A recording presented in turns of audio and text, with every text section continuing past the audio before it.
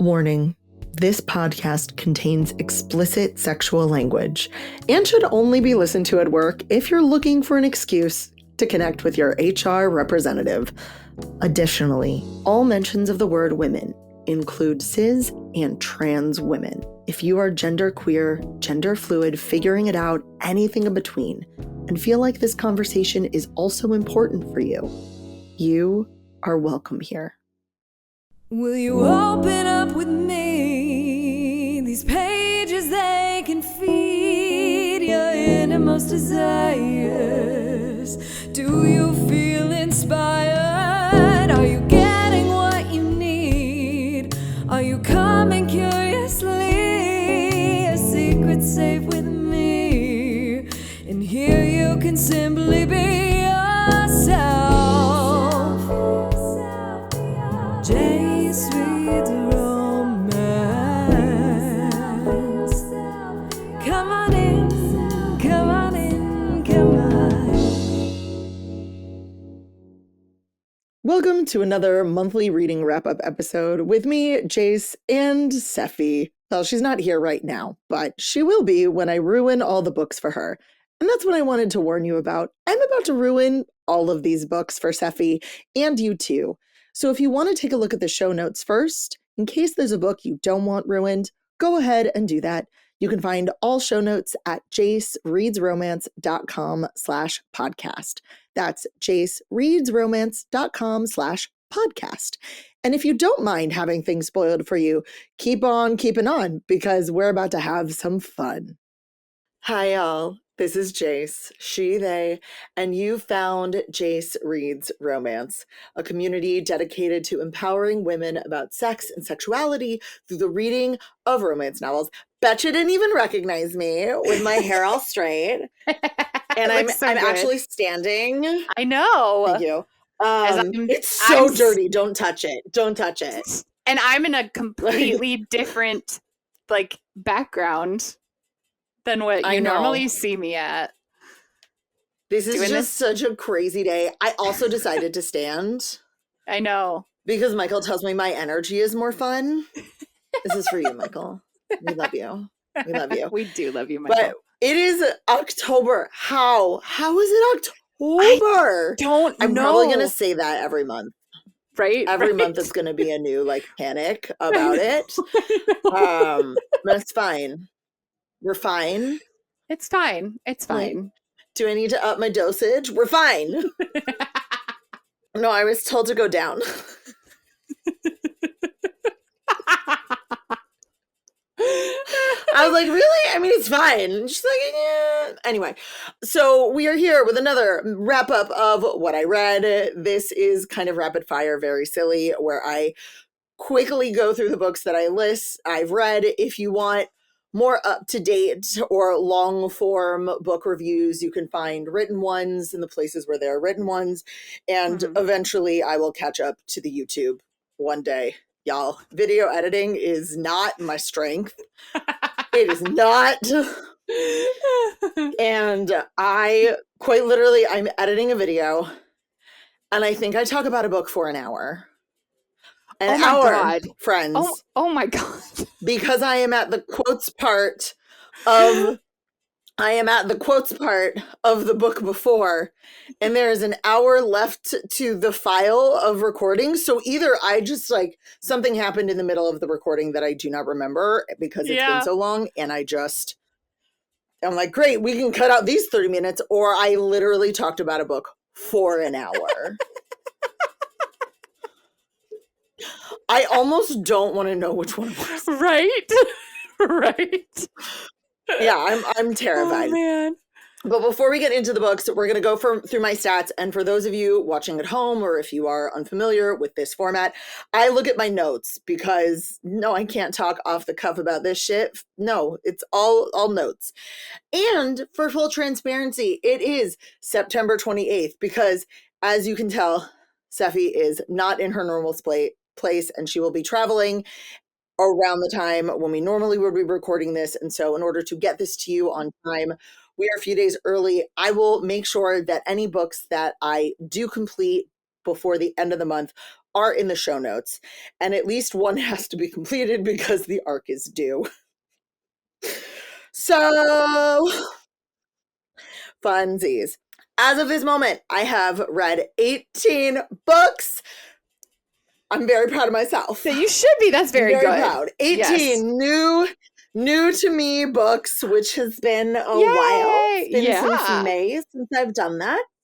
I technically hit 18 in July with all of the comfort lessons, so I'm very proud. It is 5 physical books, so we're over a quarter of them are physical, a bunch of ebooks, 2 audiobooks, only 2 arcs. Oh my God, is that true? Only 2 arcs? I feel like that's wrong, but I guess not. Yeah, that's gonna change next month. Yep. I got approval for a few new ones that I'd forgotten I applied to, and I was like, oh, cool. It's great. What a wonderful calendar for me. What a wonderful promise. In terms of my stats, I had so many unexpectedly queer books. So many of these I did not realize were queer. Yeah, a bunch of these were like, oh, cool. I love that everybody is queer, even though you're an MF couple. Like those. I love those. So 5 of them were queer books. 5? Only 5? 5 of them are queer books. We'll see. My stats might be wrong. Only 7 of them are people of color, but I'm in the middle of some people of color stuff. So 38.89% currently people of color, 27.78% are queer stories. So I feel great. My purchasing stats will go over at the end of the episode. And friends, we listen and we don't judge. Yet. I'm very curious because I have a conference at the end of October that technically spans October and November. It's Halloween weekend. Okay. So do I split books purchased on the 31st and on the 1st? Or do I just like move everything to November? I don't know. That's something to think about. Yeah. I also feel like I want some people to take like bets on how many books I'm going to purchase this conference. I feel like that's a good wager people could get into. It's a really healthy. So put in the comments. It's Steamy Lid. So oh yeah, there are a lot of options, friends. There are a lot of options. I've already talked about bringing a completely empty carry-on size suitcase. Yes. Oh no. I'm like, is it worth the $35 to have a duffel, a carry-on, and 2 full-size suitcases? Yeah. I think yes, because it's definitely cheaper than shipping a box of books. Yeah. We shall see. All right. Let's just get started. Yeah. With Magic Binds, Alona Andrews. Yes, of course I did. So this is number 9. And for Alona Andrews and Alona Andrews only, I have notes because it's a long series that follows the same couple. And so instead of tropes, I give a little thing of the plot so that I remember. Oh, fuck me, these notes. Well, this was fun. Kate's wedding is approaching. Her dad keeps poking at her territory, trying to start something. The oracles are prophesizing a battle where either Curran dies or Kate's son is murdered. In order to prevent that, she makes some bold choices. There's a final battle where her dad retreats, and then she gets married. I don't think that's the last of him. I feel like that is a recurring theme with him. Uh-huh. It is. But my reaction to this book was, okay, then. You could just from that little synopsis, I get it. Yeah. Do you have any questions? No. Yeah. Okay, book number 2, Fang Fiction by Kate Stamen London, and my feeling was, ooh, E. Yeah. Kate's books are always like 1 spice. So back to that. This is a 0.75 spice because I know that they were having sex and it was technically on a page, but it was maybe 2 paragraphs. It was maybe 2 paragraphs with no actual explicit description. This was a confusing one. It is Tess and Callum, Joni and Octavia. So we've got an MF couple and an FF couple. And my notes are PNR portal-ish, vampires plus other creatures, bookish FMCs, age gaps, quest, SA survivor. So it's a much heavier book than you think. A misunderstood hero, forced proximity, fade to black, but the lesbians did not get as much page time as the straight couple. Oh, why?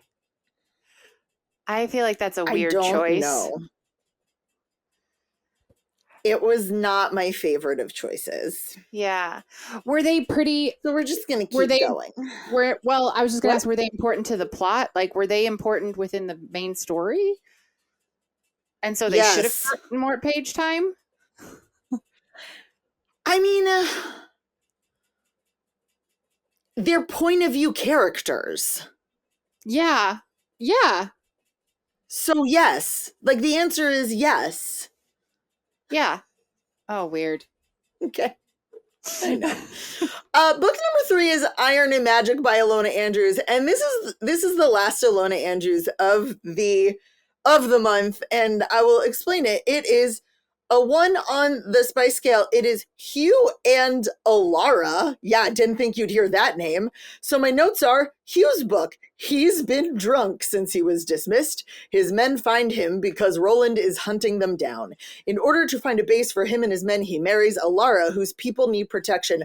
Boy, do they loathe each other, but they're hot for each other. Stuff happens. They work together to protect everyone. Roland offers Hugh his place back, and Hugh refuses. Also, there are so many secrets. Oh, secrets. I don't know what those secrets are. Like, I don't know. So there's secrets kept from the reader too. Yeah. Oh. And that's pretty standard in this world. Like, we're not told in the first book, or I think even in the first 3 books, who Kate's dad is or like what the deal is. So it's pretty common that there are secrets. Gotcha. Now, here's why I think I stopped.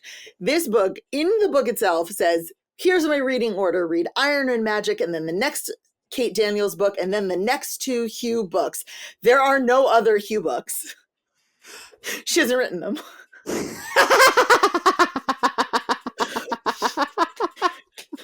Friends, this book was written in 2018. It's been 7 years. Where are they? I don't know. I don't know if he got absorbed into the rest of the story or whatever, but no, there are no more Hugh books. Exist. So they don't exist. My reaction to this book was, I'm going to trust you. I'm going to trust you. That was it. I'm going to trust you on this journey. Yeah. Because I did not care to follow Hugh or leave. It's the first full-length book. That's not in Kate. What Ilona Andrews calls, it's not Kate. It's in the Kate Daniels world, but it's a full-length book, and it's not Kate. So that was the first one. So I'm going to trust you. That was my reaction. Book number 4. How to Help a Hungry Werewolf by Charlotte Stein. Was my reaction. No. It is a 1.5 on the spice scale. This is Cassie and Seth's story. And my notes are PNR, werewolf, witch discovery, friends to enemies to lovers, forced proximity, so much purposeful miscommunication, slow burn, virgin MMC, magical shenanigans, a lot of masturbation.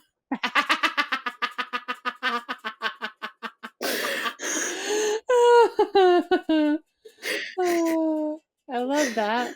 This is now my 3rd Charlotte Stein book, and every single one of them has had her main characters masturbate in front of each other. So I think it's just a Charlotte thing. Yeah, it is just a Charlotte thing. I have another book of hers. If it doesn't have it in it, I'm going to be a little disappointed.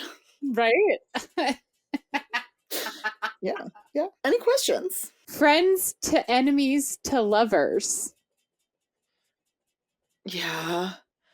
So they were best friends, and then Seth starts hanging out with the bullies, and accidentally participates in like her most embarrassing high school moment ever, and so he's her nemesis.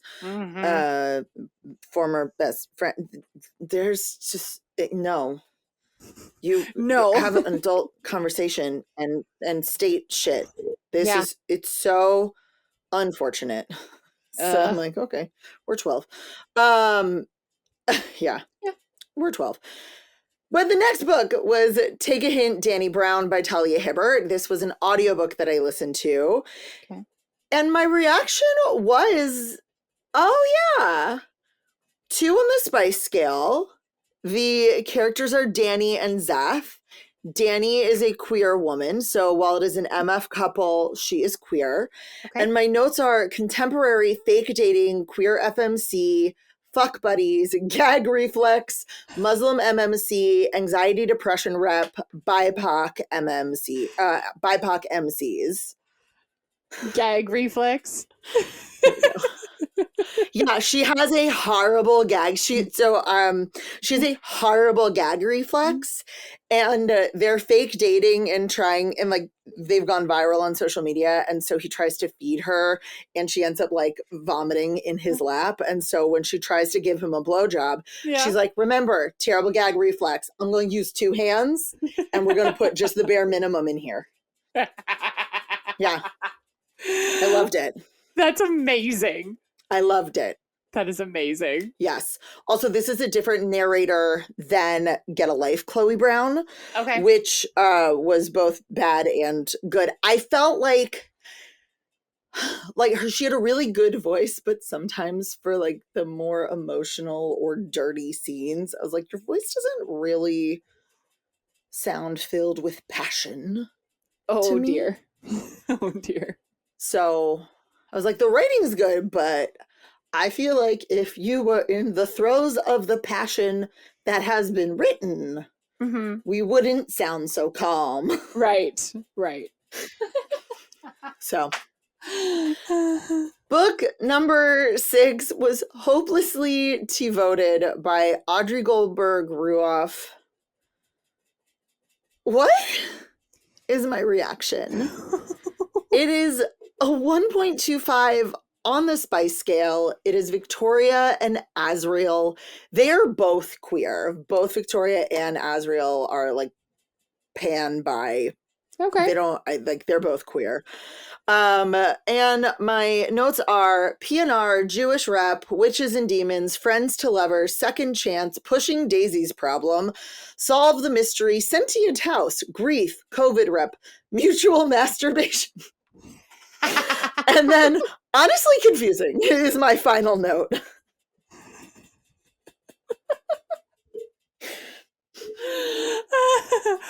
Okay. Pushing Daisies, like the show? So, yeah, like Pushing Daisies, the show. So, she has magical powers that her parents bargained with a demon to give to their kid. Her parents are terrible. Yeah. And what she can do is if she's given an item that has like very strong emotional significance to a person who has passed, she can bring their spirit back for like 5 minutes and talk to them, but the item is burned. Like flames come from her hands and the item is destroyed in the connection talking to the person. Gotcha. And demon who gave her powers gets jealous and turns Azriel into an item of significance, so if they touch, he'll burn to death. Like Ned and Chuck. Yeah. Okay. Chuck. Yes. Yeah. Okay. Yeah. Yep. So, Ladies in Hating by Alexandra Vasti. Fuck me was my reaction. Oh no. And it is also a 1.25 on the spice scale. It's Georgiana and Catriona. So it's a sapphic story. So my notes are historical sapphic, rivals to lovers, forced proximity, only one bed, they have the same voice. Oh no. So like and I said this into my notes in the publisher, they don't have characters at the top of each chapter, but it was really hard to distinguish who was talking because we're not, you could be, I'm staring into her beautiful eyes. Okay, well, that's both of them. And their voices just sound so similar. And I think, and that was also part of their attraction, is they realize how much in common they have, how similar they are, how much they think alike. But it made it really hard to distinguish. And I didn't want to go through the mental labor of figuring it out when it should be clearer. Right. That's like, it should have been made more clear. Yeah, that's a mental gymnastic that you shouldn't need to have as a reader. They should give you that and then allow you to figure the rest of everything out, but not that. Like, part of their characters are that they are so alike, they sound the same. They're both Gothic novelists. They both grew up in a similar place. They have very similar ideas. Their brains clearly work along the same lines. Right. Then you got to tell us who's talking. You just do. Absolutely. 100% agree. So, yeah. This enters into my novella phase, this next book. Fearful by Lauren Roberts. Nope. Is my reaction. Oh no. Nope. It's a 0 on the spice scale. It's who the fuck knows it wasn't a romance. And my note is nope. It wasn't a romance? Nope. What? Nope. Nope. It didn't answer any questions. It didn't give me any insight. I don't feel like it added anything to my experience of the series. Oh, no. No. And it was annoying to read. There was a twist in the end that did not need to be there. It served no purpose that I can foresee. No. I hated it so much that a friend of mine was listening to it, and I really tried not to be that mean about it. But she texted me the next day. She goes, I've decided to DNF it because 1, I'm not enjoying it, and B, I could tell how little you enjoyed it. So yeah. It is a solid 3 stars because it was so unenjoyable an experience. Oh. Ouch. It's not badly written. It's a story. Like, maybe it would be a cool story if it had nothing to do with this world, but it doesn't add anything to the world at all. So no. Book number 9, Dark Revelations by Eliza Mann. My reaction to this was okay. It is a 2 on the spice scale. This story focuses on Layla and Male getting together. These are both point of view characters from the first book, and we still have Farah and whatever his name was from the first book. They're all point of view characters, but this book is where they get together. Okay. It's PNR vampire, second chance kidnapping, but not by the MMC, and family drama. Family drama is always fun. I should put my note is also weird pacing. Oh. The pacing just felt weird to me, and it was hard for me to get in the groove of reading it.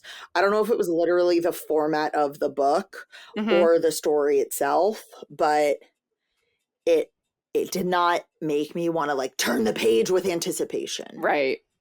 Oh, that's until we got to the end. It is. Bear With Me, number 10 by Lucy Eden. Grr. Is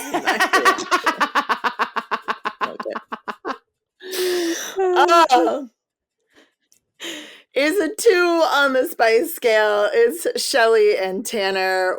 It is PNR, shifter, opposites attract, forced proximity, secret bear, influencer, FMC. Okay. He's a bit of a lumberjack, grumpy lumberjack. Yes, he was a rude, grumpy asshole, but he was a sexy, rude, grumpy asshole. Oh, and kind of faded mates. Okay. Oh, and she's queer. That's it. She's also queer. Where the fuck did my notes go? Oh, I hate her mom. Her mom's like, you are making out with a woman. And she's like, yeah, I'm bisexual. It's fine. There's a teaching moment. Teaching, caretaking. I'm so mad that my notes disappeared from my thing. Oh, and technically a slow burn, because even though it's 200 pages, it happened after page 100. 50%. Yeah, I was going to There say we go. after I 50%. really enjoyed it. Yeah. Good. I enjoyed it. Good. It sounds like it would be it's really the first cute. of her P&R novellas. Yeah.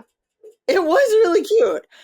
It was really cute. Fearful was a novella. Dark Revelations was a novella. All of them are under, like, well under 300 pages. And so that's what they count. And then I dove into the scared, sexy novellas by Shmamazan. Shut up. Don't judge me. I'm not really going to talk about them. I'm going to go through all of them. And because all of them are like a 4, all of them are a 1-ish on the spice scale, because even though they're tiny, they have explicit sex, but it's like for a page or two, because when you have 56 pages in your novella, like that's what you get. Hot for Slayer by Allie Hazelwood. It is a vampire and a vampire slayer, maybe. Falling by Christina Lauren. It is a random meet cute by a cursed man and a woman he wishes could break the curse. Mm-hmm. Spicy Little Curses by J.T. Geisinger. It is with a reporter and a cursed man in New Orleans whose fate is intertwined with hers. Okay. Space Vampire by Ruby Dixon. The vampire was created by gene splicing. Beautiful Nightmare by Katie Robert. It is a sleep paralysis demon and the guy who's turned on when she shows up. Yes. She's bad at her job. She's bad at her My job. boyfriends are all monsters. She's bad at her job. My Boyfriends Are All Monsters by Kimberly Lemming. And this is about an ancient woodland spirit who creates paradise for this woman and fucks her with tentacles and a penis. No, 2 penises and tentacles. Damn. So that one's the spiciest because it's Kimberly Lemming. Yes. Yeah. Look, my reaction to all of these was, it was a fucking good time. Perfect. I love it. So I love it. Every single one of them was a fucking good time. I love it so much. Thank you. I have no notes, no qualms. We're just gonna keep going with that. Yes. Book. So that was 12 through 16.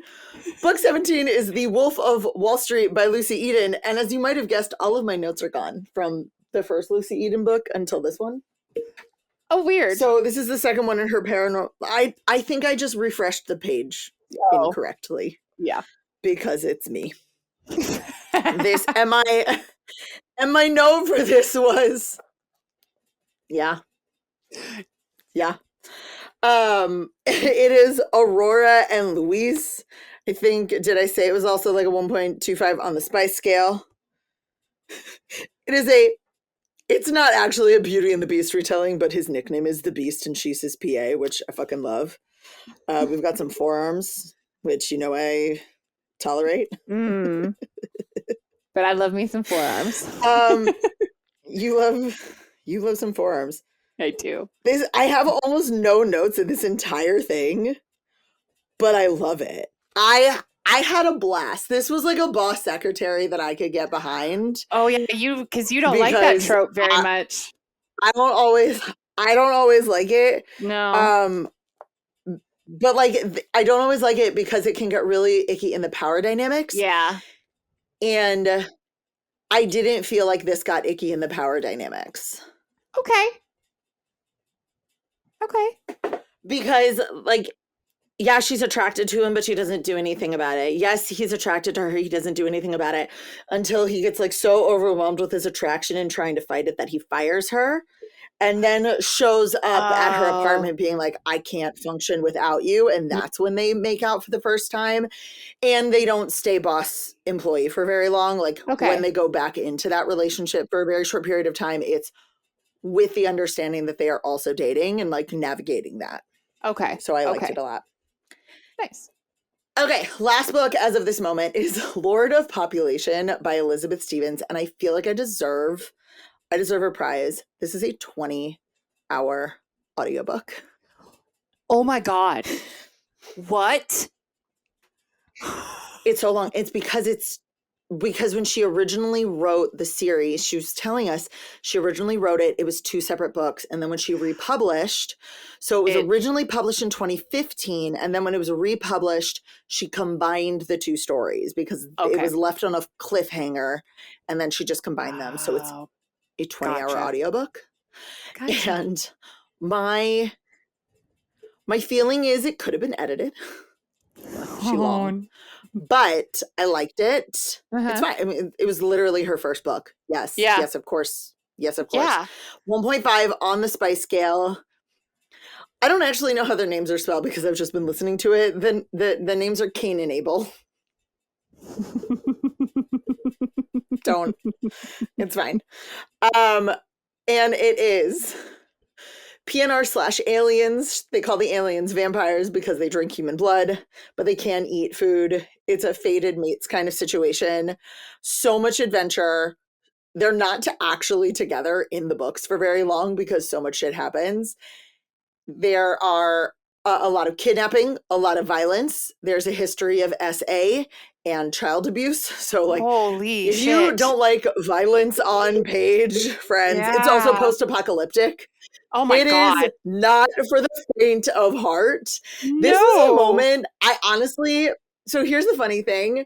When I was going to Smut Lovers, I wasn't sure what all the panels I would go to would be. And so I said, Seffi, if there's one that you're interested in, send it to me. If it's in a blank slate in my day, I'll check it out.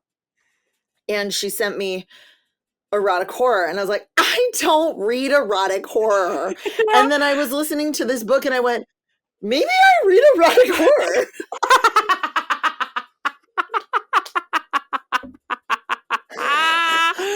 Oh, that's funny.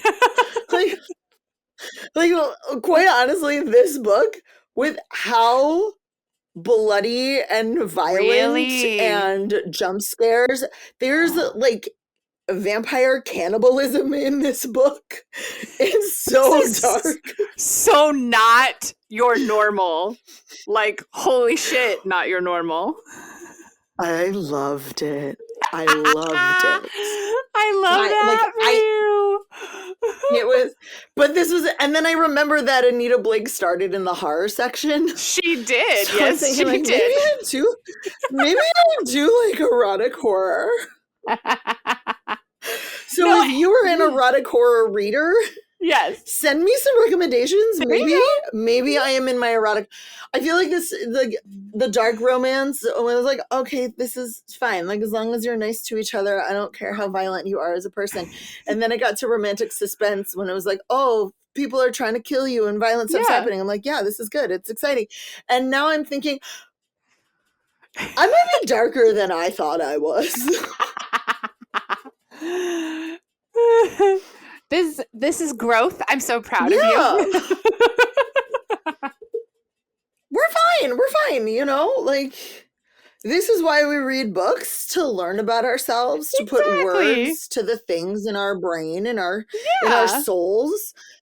I still don't know if I'm like a typical dark romance. I would not call myself a dark romance girly. Number one, because I don't call myself any type of girly. Girly, yeah. I like I'm a dark romance girly. No. No. That was 100% weird.